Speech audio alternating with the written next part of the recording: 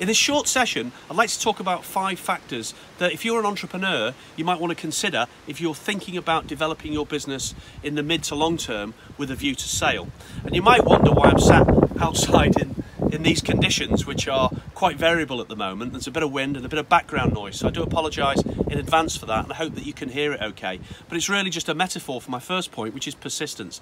I think as an entrepreneur, you're going to have good times, you're going to have bad times, and I think persistence is incredibly key.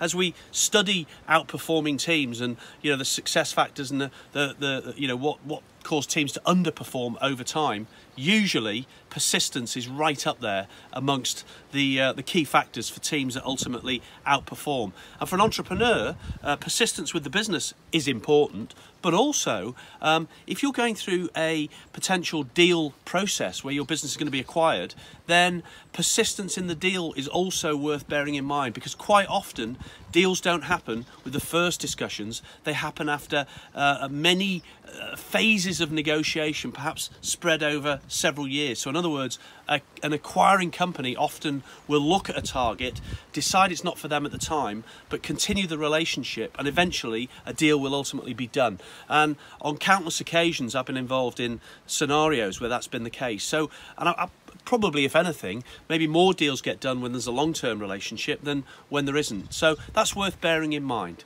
The second point is about building an organisation. Many entrepreneurs actually start life as entrepreneurs building a product or building a service. They're not building an organisation, and it's a different skill set, and it's one that's actually well worth developing as soon as possible, because that's the key really. A sustainable organisation is going to be much more attractive to a potential buyer. Doesn't mean buyers aren't out there that simply buy technologies, buy products, buy some kind of potential for the future, but the most attractive businesses are the businesses that actually have an organisation that's in play. I've got a little doggy that's come here to say hello as well. I don't know if you can see him on screen. Anyway, the third point is that, and against the backdrop of building a sustainable organisation, as an entrepreneur, it's very important that you're not the turnstile through which every transaction passes in the business, because many entrepreneurs tend to be the key decision maker on every individual scenario. And if you're the turnstile through which every transaction passes in your organisation becomes much less attractive to an acquirer, because of course, inevitably, if a transaction does happen, the entrepreneur often will realise a pretty substantial amount of money, and as a result of that, they may stay with the company for a period of time. The company has acquired them, but often motivation levels drop. Acquiring companies are aware of this, so the more sustainable and long-term your organisation is, the more attractive your business is ultimately going to be. The fourth thing is keeping great books and records. And I don't just mean great books and records from a financial standpoint, but also from a customer standpoint, an orders, a product history, whatever it might be.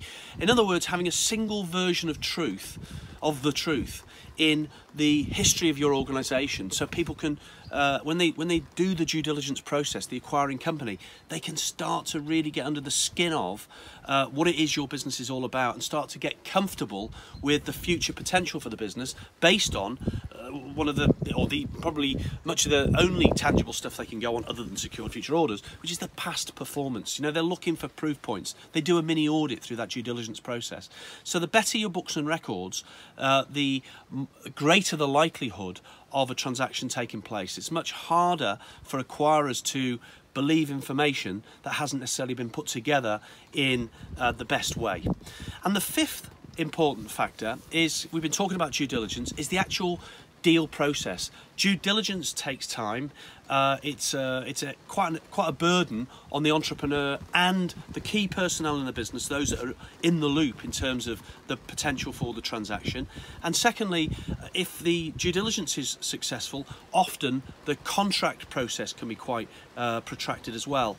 And I've seen many organisations that are going through a deal process. They've had a great set of results for 2 or 3 years, and the due diligence and the contract negotiations and discussions, they absorb so much of management's time that the eye's taken off the ball of the business, and that can be a real problem for entrepreneurs too. So that's worth bearing in mind. So there's 5 things I've covered today, and I hope you find it helpful. Is persistence not only in pushing your business forward, because that's the key success factor in any startups, above all else when you do the research on outperforming teams, but persistence in the prospect of getting a deal, even if one doesn't get over the line the first time you start discussions and negotiations with an interested party.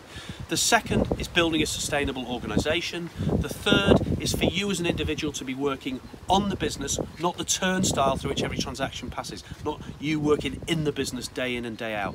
The fourth is keeping great books and records so that any acquiring company's got a real good picture on the business. And the fifth is just not getting distracted through that whole deal process. I hope you find that helpful.